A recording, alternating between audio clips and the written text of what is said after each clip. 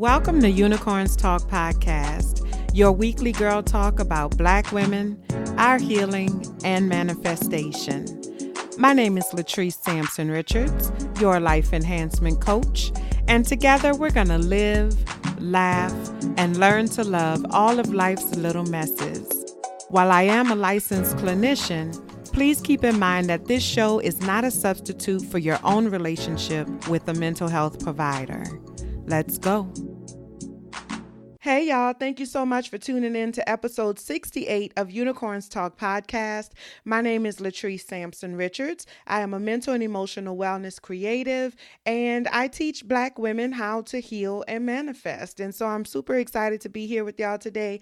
As usual, it's always a blessing to be able to come on through and chop it up and have a conversation with y'all. So thank you so much for tuning in. I know you could have been anywhere, but you chose to be here with me. So if you have not already, make sure that you rate, comment, and subscribe on Apple Podcasts or anywhere that you're listening to this podcast right now. Share me with your friends, share me with your people, or whatever. If you find benefit in the information that I'm providing and the love and support that I'm providing, then who knows? Your people probably will too. You know what I'm saying? Don't be stingy or whatever. Go on and share the girl, you know? So share me with your people. If you are so inclined, I would greatly appreciate it. I'm super excited about today's episode because it's something that I've been thinking about and going back and forth with in my head for a very long time. And I decided to go ahead and, I guess kind of make an announcement that I think a lot of people are going to find a little confusing. But I hope to answer some of the questions that you might have. And also, I think give a voice to a lot of us, Black women who are in the mental health field who feel the same way. So today we are really digging in and I'm letting you know why I am leaving mental health. All right. So let's go ahead and get started. So before I really get into it, I just want to first start off by saying that when I say I'm leaving mental health, I don't mean that I'm walking away from my purpose. I don't believe that my purpose is mental health in particular. I believe that a lot of the skills and things that come along with being and working in the field of mental health are the things that I naturally possess and what I believe to be the overall goal of mental health, or at least what it is in my mind, is still my purpose that I'm pursuing. And I'm going to talk about that a little bit more as we move through the episode. But I want to start off by talking to y'all a little bit about how I got into the field of mental health at all. So I really didn't know what I wanted to be when I grew up. You know, like when people would ask that question, I always said that I wanted to own a McDonald's, you know what I'm saying? And, you know, that entrepreneurial spirit has always been in me, I suppose, because I wanted to be a business owner. I wanted to own a McDonald's, not because it was McDonald's or whatever, but just because I like the idea of being able to grow something, being in charge of something or whatever like that. But as I moved up and got older, like that never really translated for me. And so I really didn't know what I wanted to do. My mother wanted me to be a teacher. And even though I didn't know exactly what I wanted to do, I knew I ain't want to do that. You know what I'm saying? Like I knew that was not something that was in me. I was not called to be a teacher. That's not what I wanted to do. And so when I went into school, undergrad, I knew that I was going to college because in my house, there was no other option. Like, what else are you going to do? You know what I'm saying? So I knew that I was going to college and I had to choose a major. So I went with English. And because I read well and I write very well. And so I said, okay, I'm going to be an English major. But here's the thing. I don't like reading. You know what I'm saying? Like, I'm not like one of those people that read for pleasure. I'm getting more into it now with Audible and everything. Like, I really actually use my Audible. I really like the product itself because it brings that information to me. I'm not one of those people that enjoys reading for pleasure, but I do enjoy hearing the stories. I do enjoy getting the information. And so Audible helps me with that. But anyway, so I started as an English major. I go to freshman orientation because I still didn't really know what I was going to do with that. I just picked a major. I go to freshman orientation and I'm looking through the course catalog. That was when course catalogs they looked like little newspapers. You know what I'm saying? We actually used to call it the newspaper.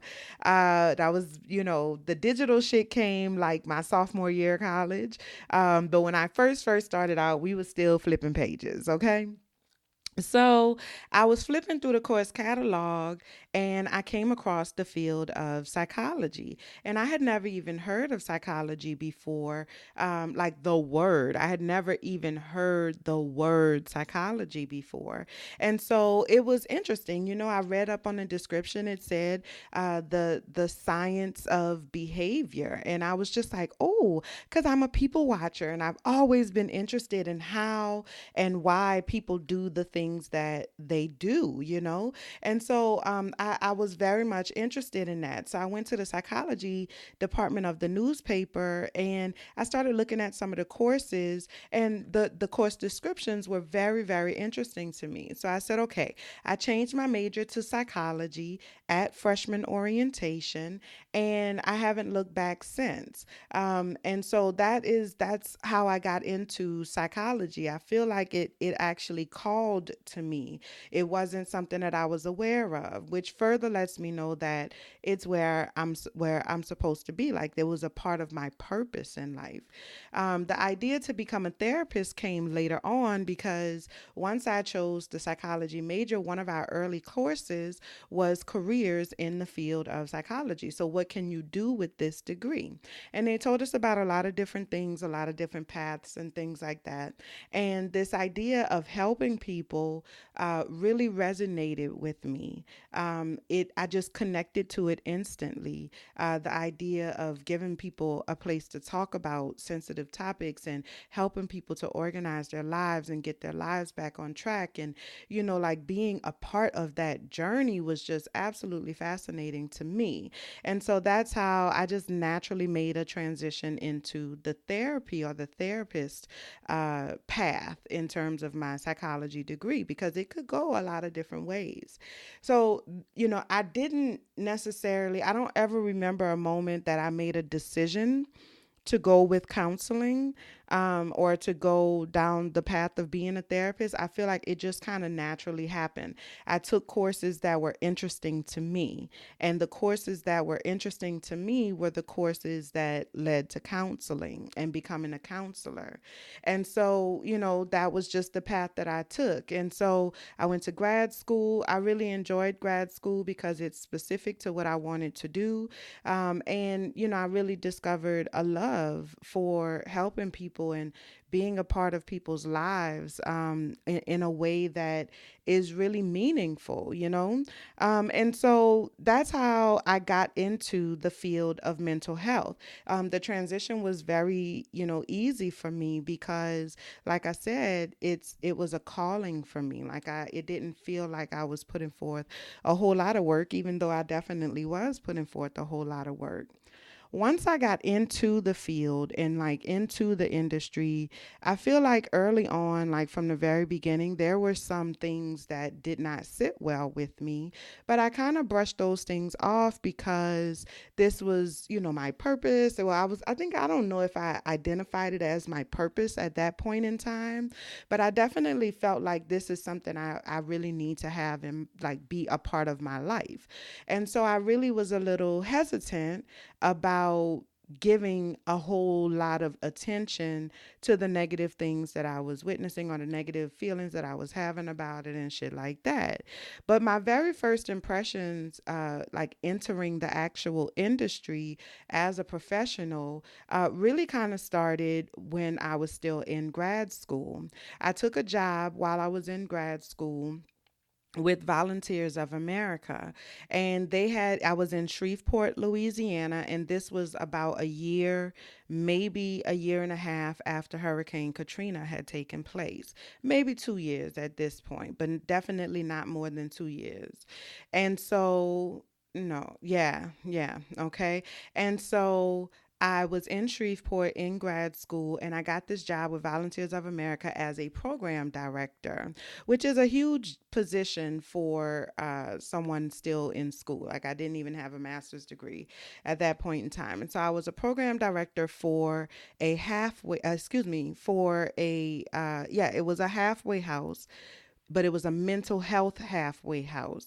And it was, for men and women with mental illness who have been displaced or they need somewhere to live or something like that. So the idea was to bridge the gap between the services that they needed and kind of giving them a little respite kind of place to be able to stabilize until they get their shit together. And so I was dealing with people with significant mental illness. And so I really loved the job, but that was my first real deal interaction with mental health in the Black community. I had patients and clients of all colors and everything that was living in the home, but that was my first real connection to it, like specifically in the Black community. And there were some things that I saw that I really didn't like. And I'm going to talk about that more in a few minutes. As I moved I moved from doing that job to working in a federal halfway house for prisoners who were basically on house release or house release, I think it's called, where basically they're still prisoners, but they don't live in the jail. They live in a halfway house. They go to work. They're supposed to go to work, and it's supposed to be like that transition to help them get from being incarcerated to kind of integrating back into the real world. And so I was literally like just a receptionist for that job. That was before my other job, but I just watching that whole system, like, it gave me a different perspective. Like, I really got to see inside of the justice system. And then for my internship, I did juvenile justice. Again, I worked at Caddo Parish Juvenile Drug Court, I participated in their drug court program. I was a substance abuse counselor. And so the thing about like that, it gave me a perspective on, like the justice system from the standpoint of addictions, and specifically how it impacted our youth and also the parents and the families of the youth. I had an opportunity to work with the kids and the adults. And so it was definitely eye-opening, And in my very first job, fresh out of grad school, I worked at Bridge City Center for Youth. I was working for the LSU Health Sciences Center as an associate to a psychologist. And I was doing my licensure internship at the same time. So I was working toward my license and working in my first real official job post graduate school. So it was a big deal. And I was at the boys' jail, inside the boys' jail. And that was a completely new experience because that was really the first time that I started to interact with other therapists and therapists of color. And one of the things that really stuck with me during that time period was that those therapists that had been there much longer than I had, but who had not like attained higher levels or anything like that, but we were on the same level. They just been at that level for a very long time. They were very jaded. And I was the youngest because I've always been the youngest. And I was the youngest at that time. And I don't feel like it was said to me, several times, like, oh, you gonna get there, like basically saying like, you're going to get to the point where you feel jaded about it, where you understand this system and you understand like, it's going to beat you down. And I was just like, oh no, y'all tripping. And how can y'all say that? And this is, I'm going to save the world. And this is awesome. And, I'm going to help all of the people and we're going to be great, And that was my fresh out of grad school doe-eyedness. And they were so jaded. And I just remember like saying to myself, I don't want to be that. I don't ever want to become jaded. And that has stuck with me throughout my entire career. But I have to admit that it's difficult to not be jaded when you like, the more time you spend in this industry, the more you realize what's really going on. And so my first impressions, those things that I really didn't care for, were like the things that I still to this day don't care for. Nothing has changed, and that's a problem for me, my so which kind of takes me to why I'm leaving. My experience of the mental health industry has been, definitely had some high highs, and it's also had some low lows. And I think that, you know I'm just at a point in my life where I need to fulfill my purpose. And I feel like at this point, mental health and the industry of mental health is preventing me from being able to do that. And so I'm really, I think, escaping the bondage of the mental health industry and doing what I need to do to help the people heal, and to help my people heal, because that is what's most important to me. So let's talk a little bit about some of the reasons why I'm leaving the industry of mental health. So the first thing is that the industry is not respected. In America, especially here lately, we talk a lot about the importance of mental health and mental stability. It's almost like it's really trending right now. You got yoga and meditation, and you got people doing, I mean, we just did an episode on naturopathic healing, clean eating, and like everybody, like green, and green is the thing right now. You know what I'm saying? Like, it's very trendy.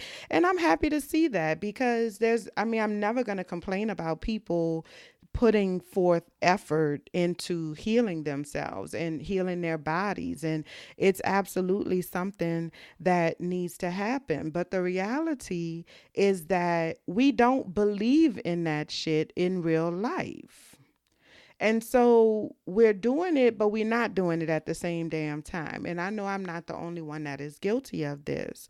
And so, as much as, I want and need to do this work in fulfillment of my purpose, I also have bills that I need to pay. And in America, money is how we show support. Okay? Money is how we show support. That's how our economy works. That's just what it is.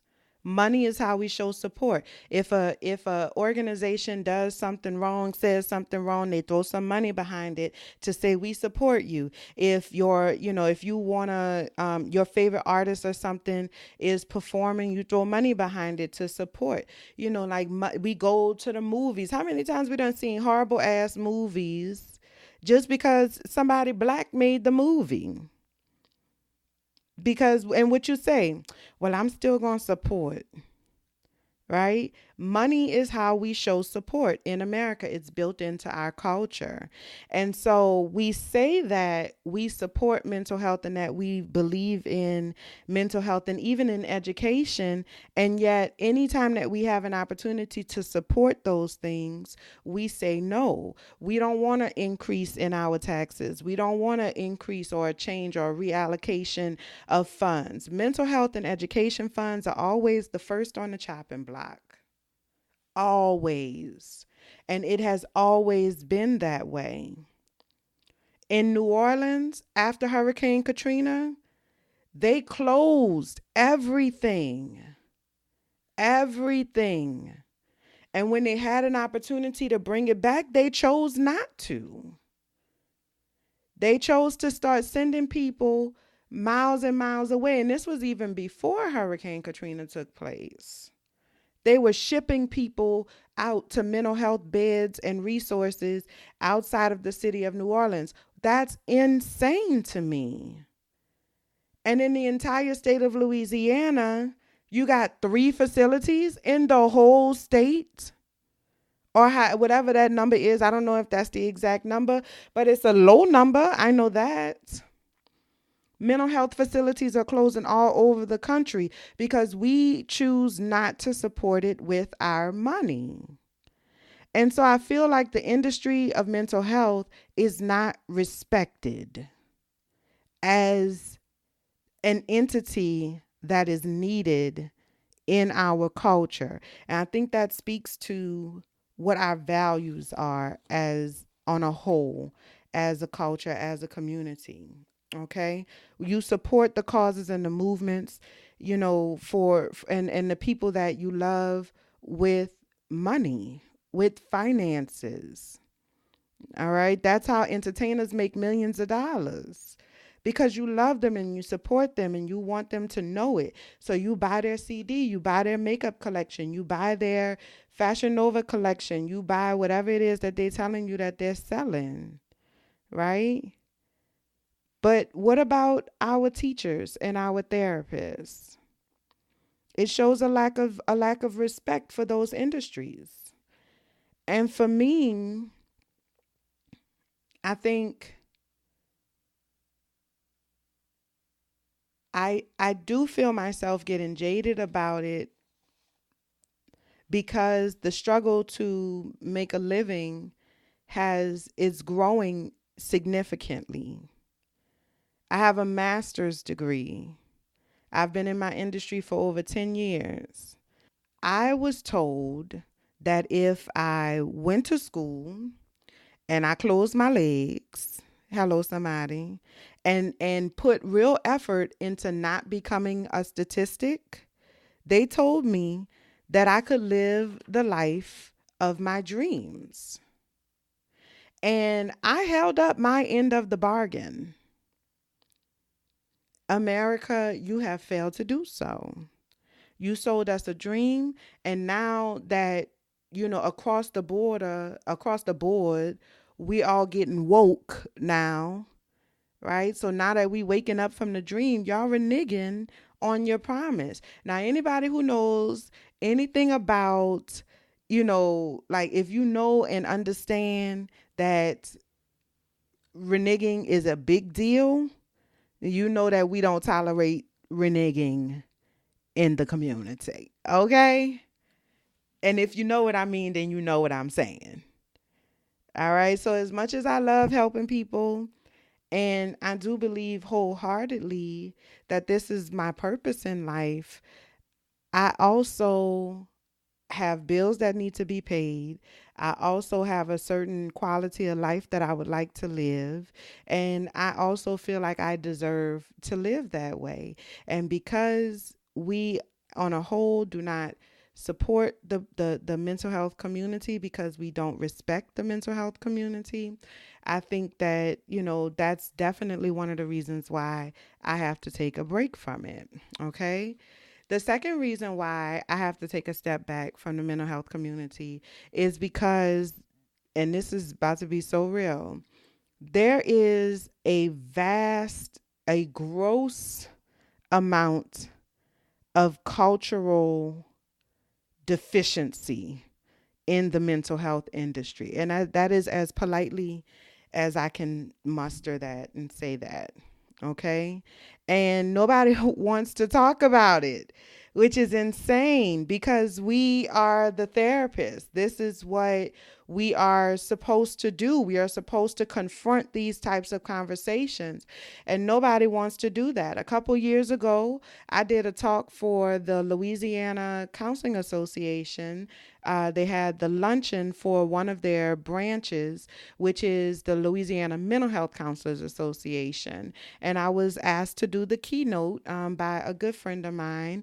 I got up there and I did the keynote, and my topic was, cultural diversity, how to work with PTSS. So for those of you who are unfamiliar, PTSS is post-traumatic slave syndrome. It was really conceptualized and brought to life by Dr. Joy DeGruy Leary, who I absolutely love and definitely want to try to get on the show as a guest one day, hopefully one day soon. And, y'all should have seen the mouths dropping as I was like laying it out there, like for real, you know what I'm saying? Like, there is a great disparity between mental health in the white community or other community, non-black communities, and the black community. It's two different styles, forms, textures of mental health treatment, and it's a problem. It is a problem. The reality is that mental health in the black community is big business. Millions, if not billions of dollars across the country are being made off of mental health in the Black community. And the communities are not healing. It's not working. The communities continue to struggle because it's bullshit. They're not giving us the help that we really need. They see us as a paycheck. And that's what they give us. That's how they treat us.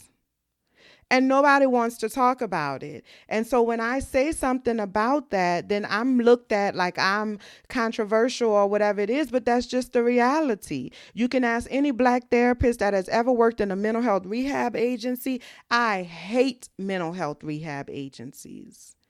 I've worked at several. I absolutely hate mental health rehab agencies because it's all about billable hours.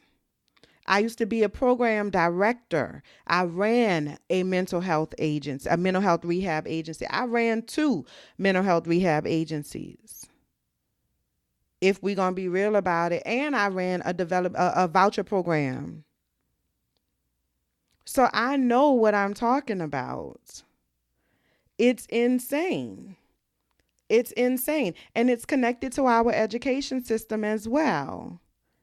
Okay? These teachers that come from communities that are not familiar with ours, they putting these teachers in our classrooms with our kids. They don't understand the struggles that our kids are facing. They don't understand how to talk to these children. They don't understand how to talk to these parents. And they are just not as invested in the success of our kids. And so because they have poor classroom management skills, they say that this child needs to go on medication, and they are medicating the life and the culture out of our children. And it needs to stop.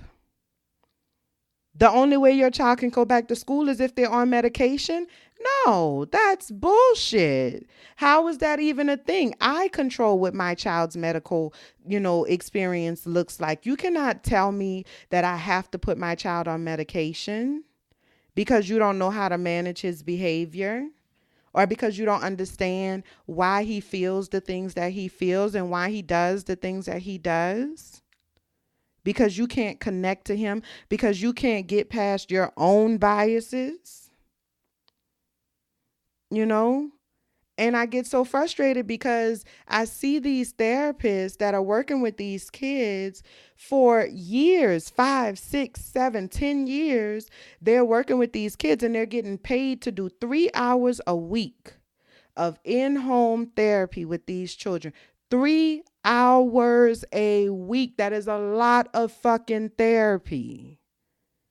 That is a lot of therapy. Okay? 3 hours a week for 4, 5, 6, 8 years. And nothing is changing. He's still going into the juvenile justice system. He's still failing out of school. He's still getting killed in the streets. He's still. So what are you doing? What are you doing? My job as a therapist is to work myself out of a job. That means teaching you the skills that you need till you get to the point where you don't need me anymore.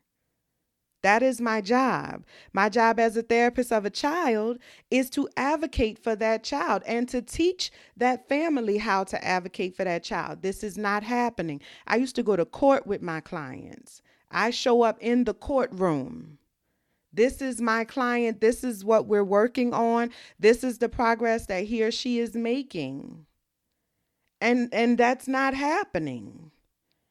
That's not happening. People are not advocating and teaching our clients how to advocate for themselves. And in the Black community, that is a must. We have to teach our people how to navigate. We have to teach our people how to advocate. And it's not happening.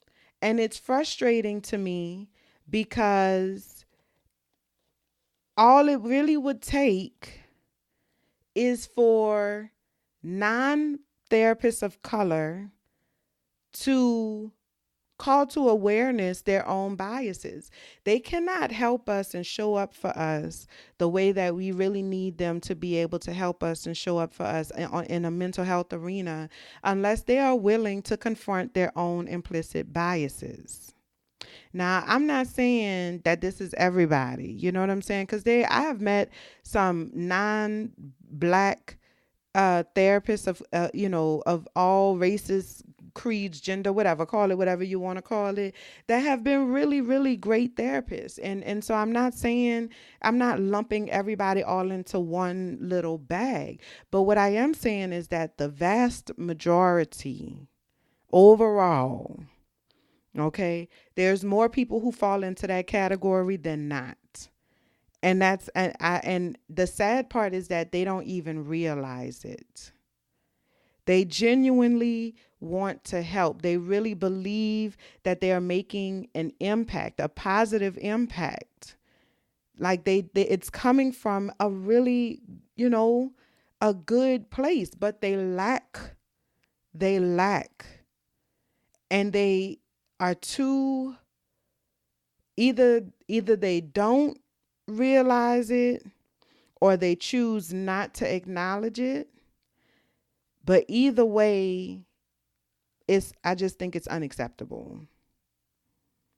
And it frustrates me, probably more than it should. But it really does, because I am deeply committed to the healing of our community.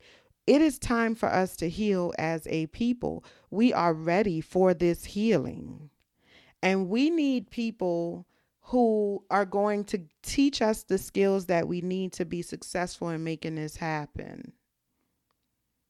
And so at this point, if you're not with us, move around. Move around, because Black and brown bodies are the most at risk of abuse and exploitation in the mental health industry. Point blank, period. Which speaks to the state of America, the mental state of America. And this is mental health. This is the industry of mental health that we're talking about. You get what I'm saying? Like, and there's bias, racial bias in the industry of mental health. We got to fix it. We got to fix it. And I don't feel like, because I have been trying for a long time to fix it from within the system, and it's extremely difficult to do so.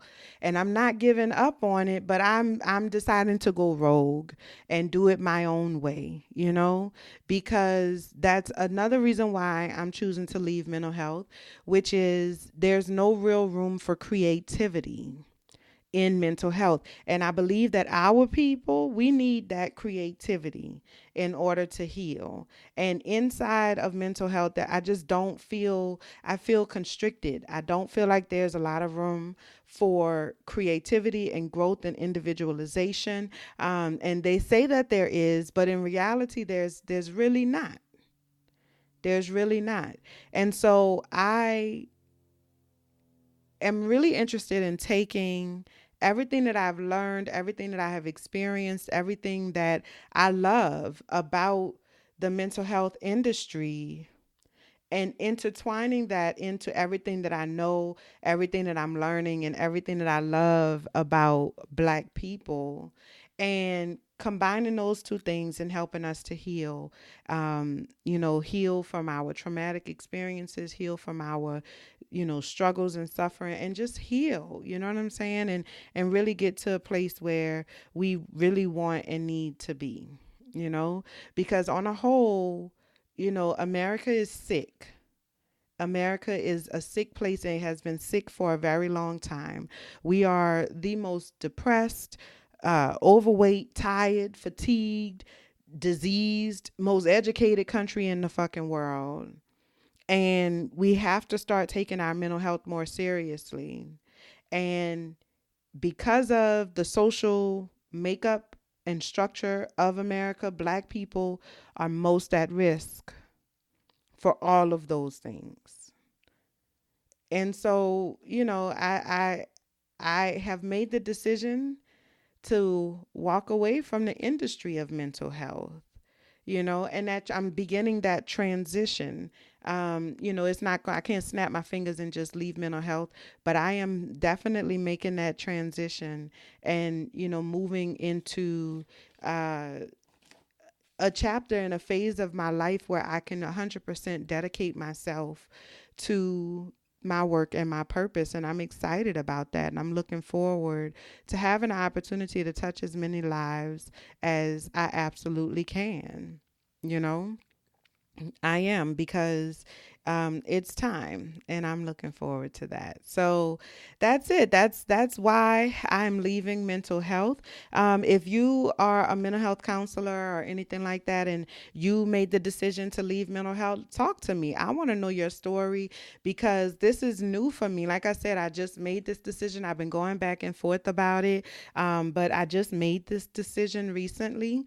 And, there's a lot that I'm still figuring out as I move forward. And so if you've made that transition from being in the field or industry of mental health, and you moved into something else, no matter what it is that you moved into, I want to know about it. Let me know. You can hit me up on Instagram or Facebook at Latrice Sampson Richards, or you can shoot me an email, support at latricesampsonrichards.com, and let me know. I want to know.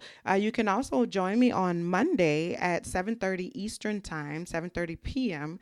Eastern Time on Instagram Live for Unicorns Talk Back. That's going to be a great conversation that we're going to have. And I want to hear your story. I like Unicorns Talk Back because y'all be talking back to me. We be having real good conversations or whatever. So y'all make sure that y'all tune in for that. And yeah, let me know what the deal is. And if you are working through your own situation and you need some help trying to figure out what the next step is for you, you're not happy where you are in your career, whatever that may be, and you need some help working through those things, then I would love to work with you. I'd love to be the one to help you get through that. You can shoot me an email. Head over to my website, rather, latricesampsonrichards.com, and go up to the tab at the top that says work with me, and see what I have to offer. Okay. But listen, don't be coming trying to work with me if you ain't really ready to do the work. I don't have time to be playing with people that's not ready to make the changes that really need to be made. So if you are serious about getting your life in order, and you're serious about making this change, and you really need some help trying to make that happen, and you're ready to confront the things that need to be confronted, then holla at me. But if you think you're ready and you're not really ready, go on my website and buy a webinar or something instead. Okay? All right. Coming up next is High Five.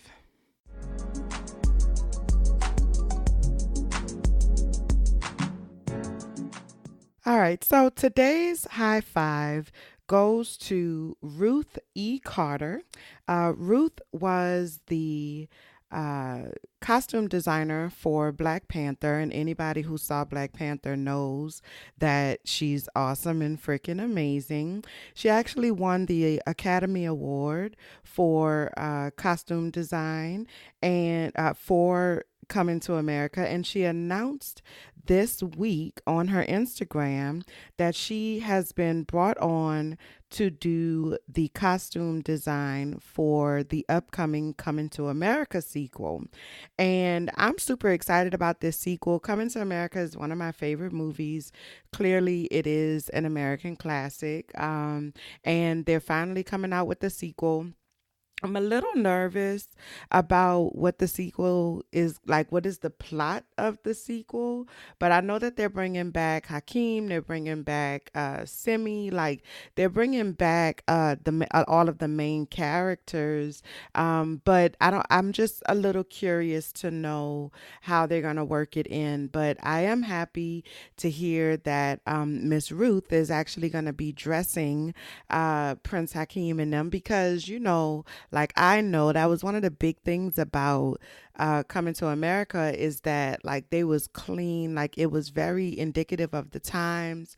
Like this very regal, royal kind of aspect to it. This is the second movie that she is costume designing that is set in a fictional, African state. And so I'm really excited about that. So high five to Ruth Carter for your Academy Award, and just for giving us Black excellence in cinema and costume design.